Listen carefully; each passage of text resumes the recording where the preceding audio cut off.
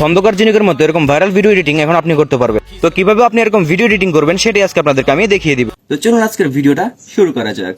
তো এরকম ভিডিও বানানোর জন্য প্রথম হচ্ছে ক্যাপকাটের ভিতরে আপনার একটা ভিডিও নিয়ে নেবেন, সেটাকে কয়েকটা খণ্ডতে ভাগ করে নেবেন। তারপর হচ্ছে আপনার ভিডিওতে একটা মিউজিক লাগিয়ে নেবেন। তারপর হচ্ছে আমরা প্রথম যে খণ্ডটা করছিলাম ওটা হচ্ছে আমরা একটা ফ্রিজ করে নিব। তো ফ্রিজটা করলে হচ্ছে আমাদের একটা ছবিতে কনভার্ট হয়ে যাবে। সেই ছবিটা থেকে হচ্ছে আমরা 1 সেকেন্ড নিয়ে নিব। তো এই ছবিটাকে হচ্ছে আমরা ওভারলে করতে হবে। তো আমরা ওভারলে করে নিলাম। এরপর হচ্ছে আমরা আমাদের যে প্রথম ভিডিওটা আছে সেটার শুরুতে কিছু দিব আর লাস্টে দিয়ে হচ্ছে অল্প একটু রাখবো। তো এখন হচ্ছে আমরা ছবিটা থেকে ব্যাকগ্রাউন্ড রিমুভ করবো, সেই জন্য আমরা চলে যাবো রিমুভ ভিজিতে। তো এখান থেকে হচ্ছে আমরা অটো রিমুভ বলে ক্লিক করে আমাদের ছবির ব্যাকগ্রাউন্ডটা রিমুভ করে ফেলবো। তো এখানে হচ্ছে আমাদের রিমুভের কাজ হয়ে গেছে। তো এরপর হচ্ছে আমরা ছবিটার উপর একটা ক্লিক করবো। প্রথম হচ্ছে একটা কি ফ্রেম অ্যাড করে ফেলবো এবং শেষে চলে যাবো। শেষে গিয়ে হচ্ছে আমরা আরেকটা কি ফ্রেম অ্যাড করে নিব। তো দুইটা কি ফ্রেম আপনারা এরকম বসিয়ে নেবেন। তারপর হচ্ছে প্রথম যে কি ফ্রেম আছে সেটার উপর ক্লিক করে একদম ছবিটাকে নিচে দিকে নিয়ে নেবেন, ঠিক আছে। আমাদের এই ছবির পরে যে ক্লিপটা আছে তো সেই ক্লিপের প্রথম হচ্ছে আমরা একটা অ্যানিমেশন লাগিয়ে নিব। তো আপনারা এখান থেকে যে কোনো একটা অ্যানিমেশন লাগিয়ে নিতে পারেন। তো চলুন দেখে আসি আমাদের কি ফ্রেমের কাজটা কিরকম হয়েছে।